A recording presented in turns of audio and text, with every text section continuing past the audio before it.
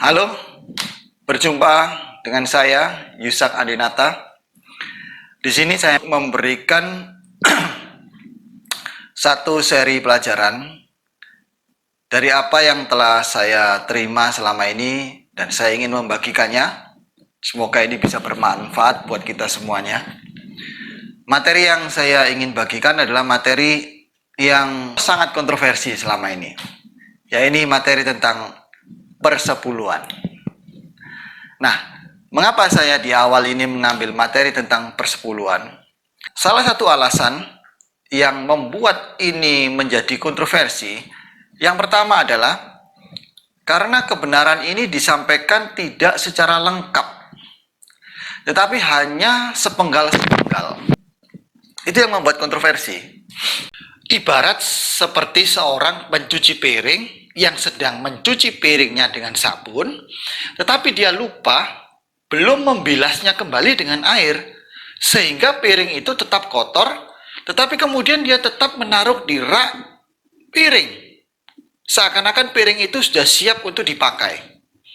Ini menggambarkan dari para pengajar dan pelayan firman yang memberikan pekabaran tentang persepuluhan, mereka tidak secara lengkap memberikan pelajaran-pelajaran tentang persepuluhan itu, mulai dari sejarah awal hingga selesainya kapan itu persepuluhan. Tidak dibicarakan secara lengkap.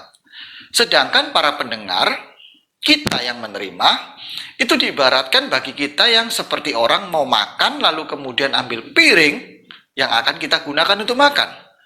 Tetapi ketika kita mengambil piring yang akan kita gunakan untuk makan, kita masih melihat, loh kok masih banyak sabun, belum tuntas pekerjaan ini. Hal inilah yang kemudian menimbulkan masalah.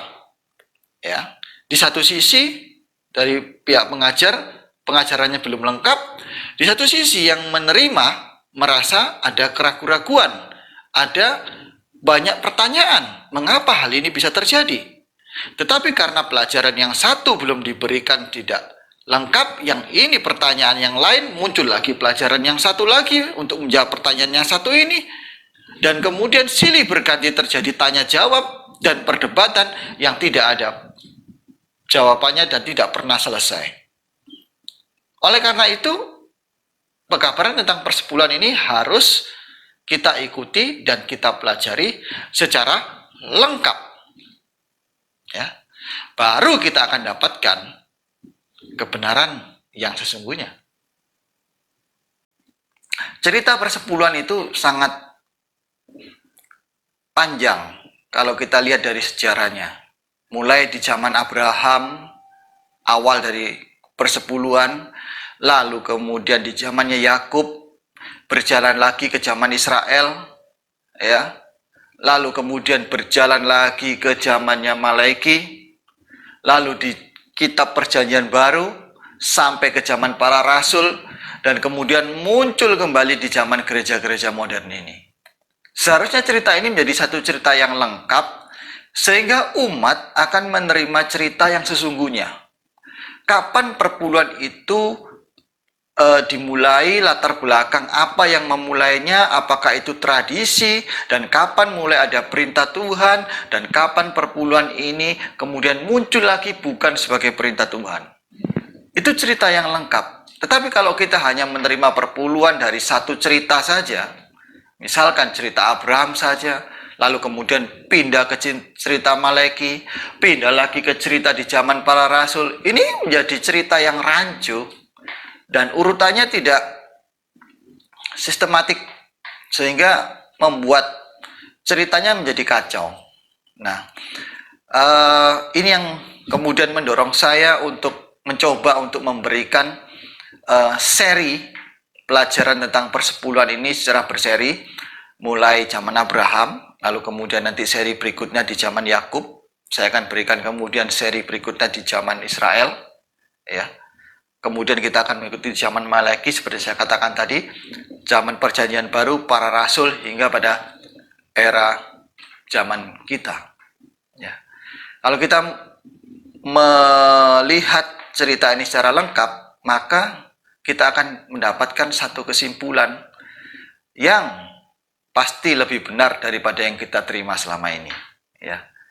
Ibarat seperti tadi, kita mau ngambil piring, piring itu sudah bersih, dicuci, dan sudah dibilas, kita tinggal pakai.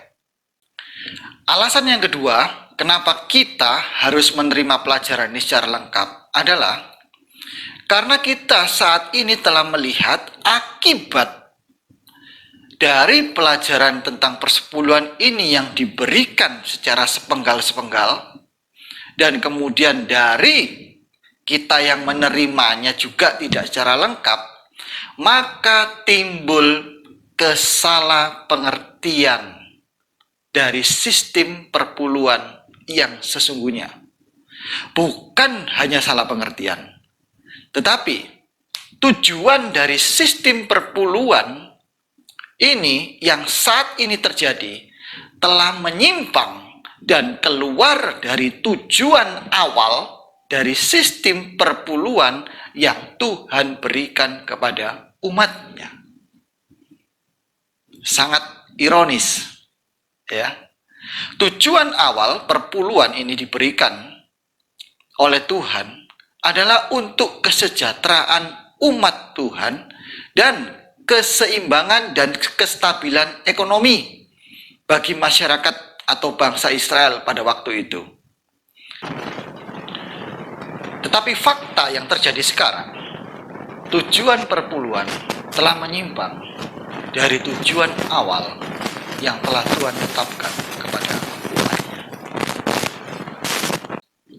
Contoh nyata saat ini adalah ketika saat ini Indonesia, bahkan dunia internasional, telah mengalami satu bencana, yaitu wabah COVID-19. Ketika Indonesia kena dampak daripada wabah COVID ini, pemerintah mengalami krisis. Ya. Bukan hanya pemerintah, tetapi rakyat Indonesia semua juga terkena dampaknya. Kestabilan ekonomi mulai goncang. Tetapi bersyukur karena kita memiliki pemerintah yang sungguh bijaksana. Walaupun pemerintah sudah pusing untuk bagaimana caranya mengatasi hal ini, tetapi pemerintah masih memikirkan kehidupan rakyatnya dengan cara, contoh, mereka menurunkan suku bunga pajak, suku bunga pinjaman di bank, ya, lalu memberikan bantuan-bantuan sosial langsung kepada masyarakat yang terkena dampak COVID-19. Ini adalah hal yang sangat baik yang dilakukan oleh pemerintah. Tetapi yang terjadi di dunia kekristenan, khususnya di gereja, ya, seharusnya ketika sistem perpuluhan ini dilakukan dengan benar dan mencapai sasaran pada tujuan awal, seharusnya gereja memberikan satu kebijakan-kebijakan yang lebih baik daripada yang diberikan oleh pemerintah. Kalau pemerintah bisa menurunkan suku bunga, menurunkan pajak, memberikan bantuan, seharusnya gereja tidak menuntut 10%. Anda bayangkan, orang yang mengambil kredit di bank dengan bunga 1% saja, itu sudah berapa banyak yang macet? Banyak sekali. Baru 1% per bulan. Lalu Anda bayangkan, di sisi yang lain, gereja yang kita lihat selama ini adalah penuh dengan kemakmuran, tetapi di tengah wabah, di tengah bencana, mereka masih menuntut kepada umatnya untuk memberikan 10% dari penghasilannya. Satu hal yang sangat ironis. Apakah kita di sini boleh melihat tentang karakter Allah yang penuh kasih? Bagaimana gereja sekarang ini sedang menakut-nakuti umat bahwa di saat seperti ini Anda harus tetap setia kepada Tuhan dengan cara memberikan 10 kepada gereja. Padahal kita saat ini sedang mengalami beban dan hidup di dalam masa yang sulit. Ini yang saya katakan, sistem perpuluhan sudah keluar dari tujuan awal. Bagaimana Tuhan memberikan sistem persepuluhan ini. Kalau kita mengetahui kebenaran persepuluhan ini secara lengkap, saya yakin dan percaya, dan kemudian kita melakukan apa yang Tuhan perintahkan, kita akan mencapai tujuan awal dari sistem perpuluhan yang ada seperti yang Tuhan berikan. Nah, semoga hal ini akan membuka wawasan kita untuk kita mengerti dan memahami tentang bagaimana seharusnya perpuluhan itu. Apakah perpuluhan itu hanya sekedar tradisi di masa lalu? Apakah perpuluhan itu masih perlu di saat sekarang? Apakah perpuluhan itu adalah sebuah, anggaplah seperti bentuk pajak ketika kita membayar kepada instansi atau organisasi gereja atau kekristenan? Ataukah perpuluhan ini sekarang menjadi sebuah bisnis? Ya, karena adanya ketidaklengkapan kebenaran yang disampaikan, ini sangat mudah untuk menimbulkan peluang disalahgunakan. Oleh karena itu, kita akan pelajari hal ini, ya. Dan tentunya ketika kita mengungkapkan kebenaran yang lengkap tentang persepuluhan, ini akan menimbulkan kontroversi. Mengapa? Ketika kebenaran itu disampaikan, ya, sadar atau tidak sadar, itu akan menelanjangi ketidakbenaran. Ya, bukan maksud saya untuk menimbulkan konflik atau perdebatan ketika saya memberikan hal ini, tetapi supaya kita memiliki satu hal yang benar, penempatan yang benar, baik dari pihak pengajar maupun kepada pihak yang menerima, di mana letak kesalahan masing-masing, supaya kita tahu porsi kita di mana, ya, supaya clear semuanya. Oke? Baik, kita akan mulai tentang persepuluhan. Saya akan memberikan seri yang pertama ini, yaitu awal mula persepuluhan. Awal mula kata persepuluhan muncul di kitab Kejadian pasal 14 ayat yang ke-20. Kita akan membacanya. Kejadian 14 ayat yang ke-20. Dan terpujilah Allah yang maha tinggi, yang telah menyerahkan musuhmu ke tanganmu. Lalu Abram memberikan kepadanya 1/10 dari semuanya. Ini awal mula munculnya kata 1/10. Dalam bahasa Ibrani, 1/10 di sini berasal dari kata maaser.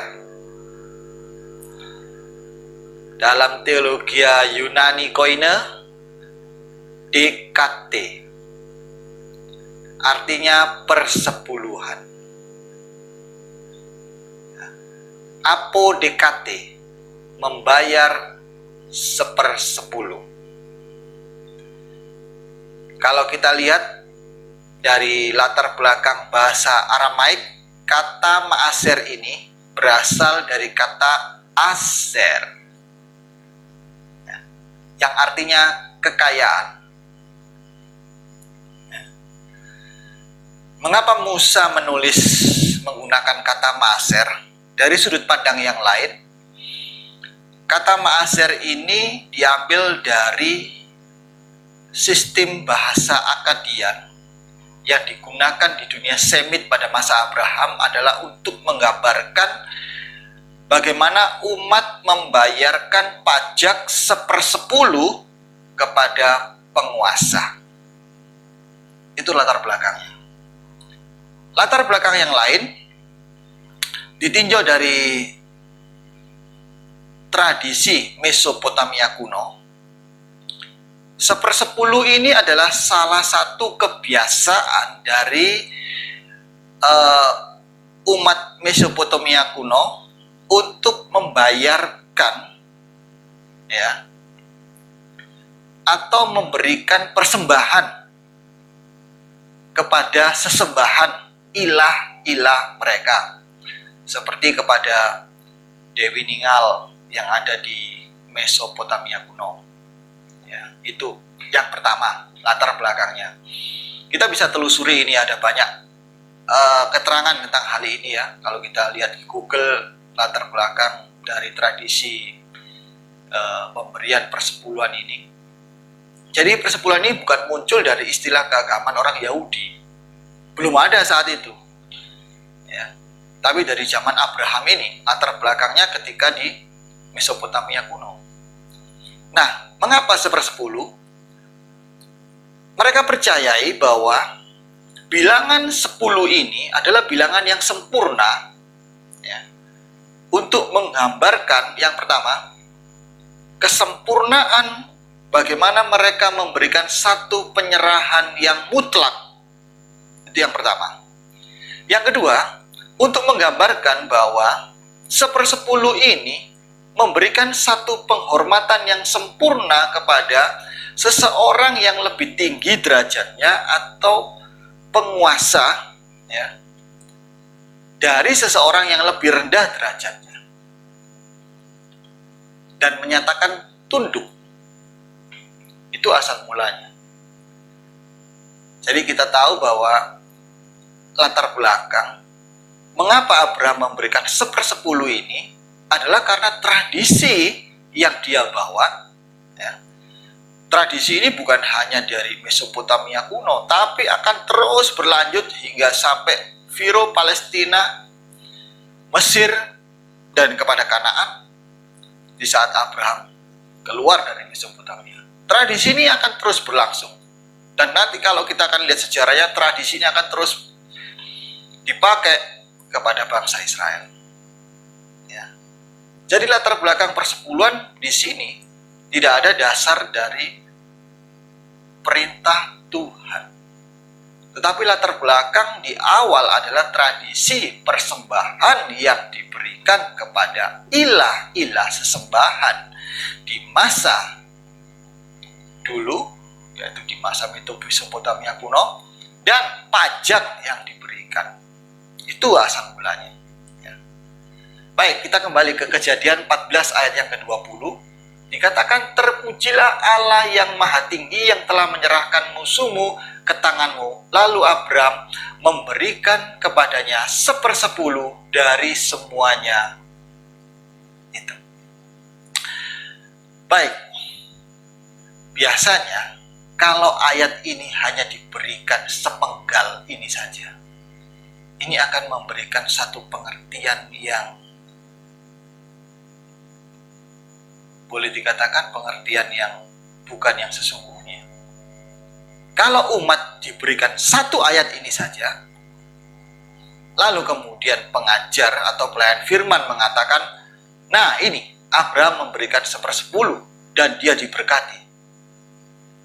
Sedangkan umat hanya mengetahui bahwa 1/10 itu adalah yang diwajibkan Tuhan dari hasil pekerjaan kita. Itu kalau kita membaca satu ayat ini saja. Tetapi lain ceritanya ketika kita mengetahui sejarah mengapa Abraham memberikan 1/10. Apakah Abraham memberikan 1/10 dari hasil pekerjaan yang dia lakukan, dari ternak domba atau hasil ladang bertani?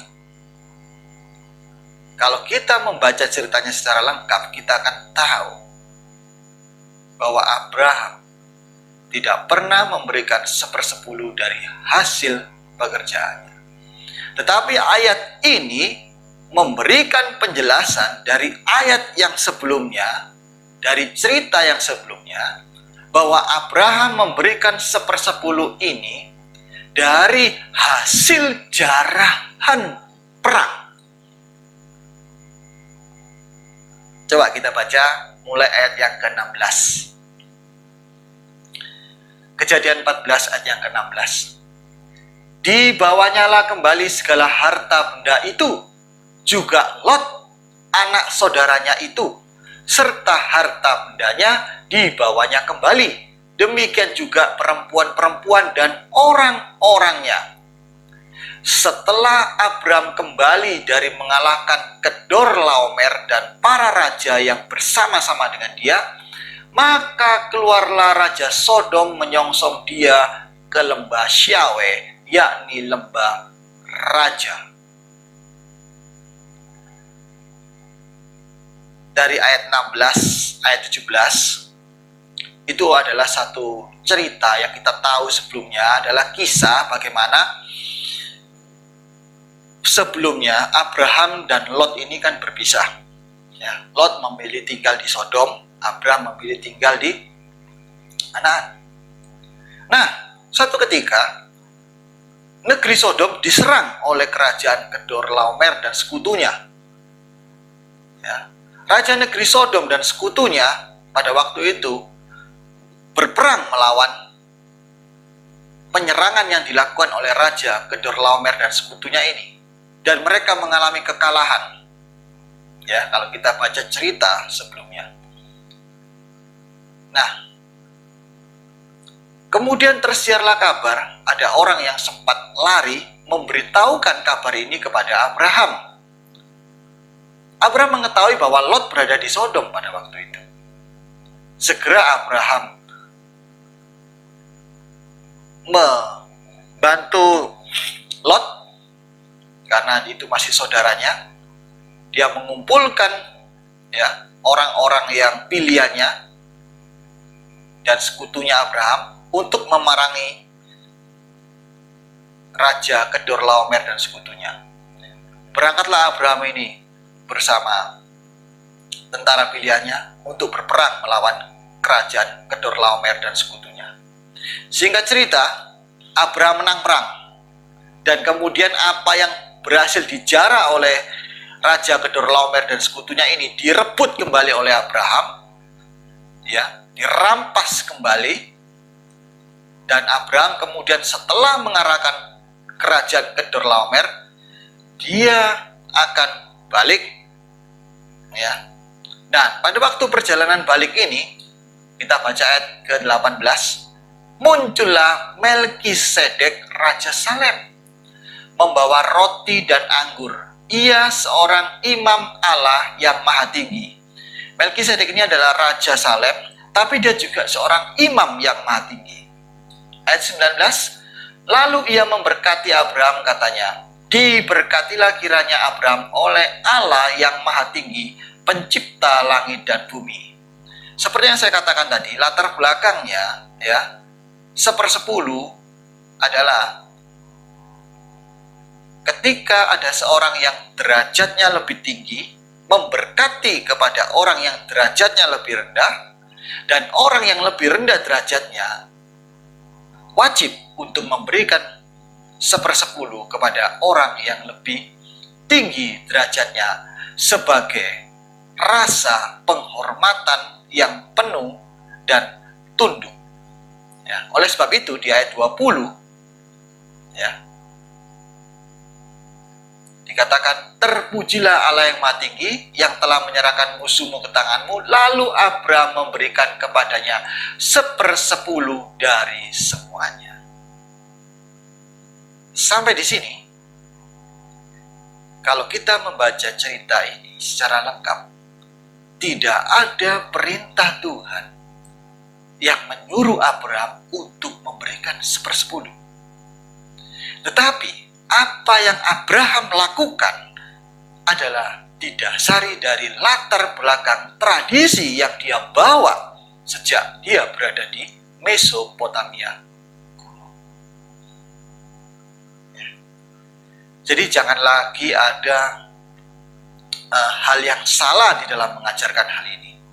Dikatakan ini adalah firman Tuhan dan Tuhan mengajarkan untuk memberikan persembahan, contohnya adalah Abraham. Ya, Abraham memberikan 1/10, tetapi itu bukan perintah Tuhan. Tetapi latar belakang dari adanya tradisi. Ya. Jadi, yang pertama, Abraham memberikan 1/10 bukan perintah Tuhan. Yang kedua, Abraham memberikan 1/10 bukan dari hasil pekerjaannya, dari hasil ternak ataupun bertani, tetapi Abraham memberikan 1/10 hasil rampasan perang, hasil dari jarahan. Hal ini juga dikuatkan kalau kita membaca buku Ibrani yang ke-7 ayat yang keempat. Ibrani 7 ayat yang keempat. Camkanlah betapa besarnya orang itu yang kepadanya Abraham, bapa leluhur kita, memberikan 1/10 dari segala rampasan yang paling baik. Ya. Jadi kita lihat mengapa Abraham memberikan kepada Melkisedek. Coba lihat ayat yang ke-7. Memang tidak dapat disangkal bahwa yang lebih rendah diberkati oleh yang lebih tinggi. Itu tadi latar belakangnya. Ayat yang ke-6. Tetapi Melkisedek yang bukan keturunan mereka memungut persepuluhan dari Abraham dan memberkati dia, walaupun ia adalah pemilik janji. Jadi kita tahu bahwa dari cerita ini, yang pertama Abraham tidak memberikan 10 atas dasar perintah Tuhan. Yang kedua, Abraham memberikan 10 karena hasil rampasan, bukan dari hasil yang dia hasilkan dari pekerjaannya dia. Baik, kita kembali. Ya, ini mulai menimbulkan kontradiksi, tapi kebenarannya seperti ini. Ya. Jangan sampai diajarkan bahwa Abraham memberikan 10 atas dasar perintah Tuhan. Itu salah. Tidak ada dasar dari perintah Tuhan di sini. Lalu Abraham memberikan 1/10 dari hasil jeripayanya, dari hasil ternak dan hasil buminya dia. Bukan. Koreksi di sini, ya. Abraham memberikan 10 malah dari hasil rampasan perang. Ya. Lalu, bagaimana yang 90%? Apakah itu milik Abraham? Yang 90% kalau kita membaca cerita selanjutnya, itu pun bukan menjadi milik Abraham. Tetapi keseluruhan dari 90% ini diserahkan semuanya kepada Raja Sodom. Mari kita membaca kisahnya di Kejadian 14 ayat yang ke-21 hingga yang ke-24. Berkatalah Raja Sodom itu kepada Abraham, berikanlah kepadaku orang-orangku itu dan ambillah untukmu harta benda itu. Tetapi kata Abraham kepada Raja negeri Sodom itu, aku bersumpah demi Tuhan, Allah yang maha tinggi, pencipta langit dan bumi, aku tidak akan mengambil apa-apa dari kepunyaanmu itu, sepotong benang atau tali kasut pun tidak, supaya engkau jangan dapat berkata, aku telah membuat Abraham menjadi kaya. Kalau aku, jangan sekali-kali, hanya apa yang telah dimakan oleh bujang-bujang ini, dan juga bagian orang-orang yang pergi bersama-sama dengan aku, yakni Aner, Eskol, dan Mamre. Biarlah mereka itu mengambil bagiannya masing-masing. Jelas di sini dikatakan bahwa Abraham tidak mau mengambil bahkan sepotong benang atau tali kasut pun tidak. Artinya sisanya 90% diberikan kepada Raja Sodom, kecuali yang sudah dipakai, yaitu yang habis dimakan oleh bujang-bujangnya.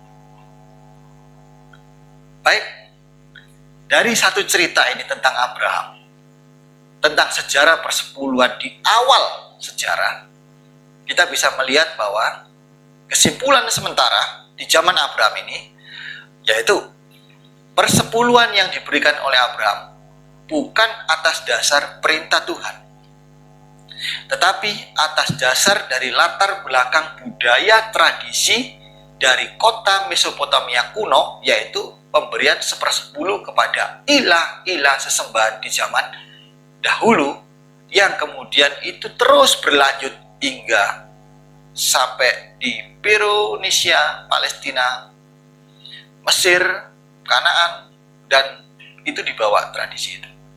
Ya. Lalu kemudian Abraham tidak pernah memberikan 1/10 dari hasil jeripaya, hasil bumi yang dikerjakan oleh Abraham.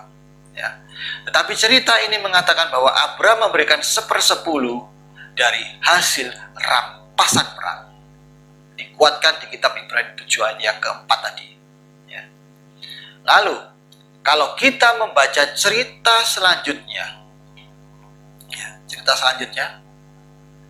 sampai pada cerita nanti tiba pada cerita Yakub, itu nanti cerita perpuluhan seri yang kedua. Sampai pada saat itu tidak pernah lagi kita temukan cerita bagaimana kemudian Abraham memberikan persepuluhannya lagi secara berulang-ulang kepada Melkisedek ataupun kepada yang lain. Tidak ada cerita. Hanya sekali saja di Alkitab yang menceritakan tentang Abraham memberikan 1/10 kepada Melkisedek, ini aja. Semoga ini menjadi satu awal yang baik untuk kita tahu ya cerita yang sesungguhnya. Jangan sampai kita tertipu ya dari penjelasan-penjelasan yang hanya sepenggal yang kita terima ya. Ibaratnya seperti piring yang sudah dicuci tapi belum dibilas. Sekarang kita tahu piring ini sudah kita bilas bersih sehingga kita dapat cerita yang lengkap tentang Abraham. Ya, semoga ini menjadi koreksi baik kepada pengajar, pelayan firman maupun pada kita yang menerimanya. Jangan kita hanya menerima begitu saja, tetapi mari kita selidiki kembali apakah ini benar atau tidak. Ya. Video ini hanya memberikan satu wawasan. Selanjutnya terserah kepada Anda untuk, saya harapkan Anda menyelidikinya kembali agar tidak terjadi kesalahpahaman ya. Seri kedua kita akan membaca perpuluhan di zaman Yakub ya. Semoga ini memberkati. Jangan lupa ya, kalau Anda menyukai hal ini, Anda bisa like, lalu subscriber, Anda bisa bagikan hal ini untuk awal, karena ini akan saya berikan berseri. Jangan sampai tidak mengikuti seri yang lain ya, karena Anda harus menerima pelajaran ini secara lengkap ya. Dan kalau Anda ingin menerima pelajaran-pelajaran selanjutnya, klik tanda lonceng ya, supaya Anda menerima pemberitahuan kalau pelajaran yang berikutnya telah selesai ya. Dan tentunya saya juga memerlukan dukungan ya, dari Anda. Anda bisa klik di bawah ini. Ini adalah partisipasi Anda dalam bentuk dukungan, dalam bentuk donasi ya. Tentunya saya mengajar, memberikan pelajaran hal ini seperti hal ini juga adalah pekerjaan yang baru yang saya tekuni setelah pekerjaan yang lama selesai ya. Dan saya tentunya juga akan ingin mendapatkan hasil dari sini. Jadi saya tidak mau munafik, bukan mencari perpuluhan, bukan, tapi saya juga harus mendapatkan hasil dari sini. Kalau menunggu iklan yang di YouTube, waduh syaratnya banyak sekali, terlalu lama. Tapi biarlah dengan adanya link yang ada di sini, Anda boleh klik, lalu kemudian pilih dukungan. Di situ ada nominasi, Anda bisa memberikan secara sukarela. Berapapun donasi yang Anda berikan itu sangat saya apresiasi dan saya sangat berterima kasih untuk hal itu ya. Sampai sekian dulu, kita lanjut kepada lanjut kepada seri yang kedua, persepuluhan di zaman Yakub. Tuhan memberkati.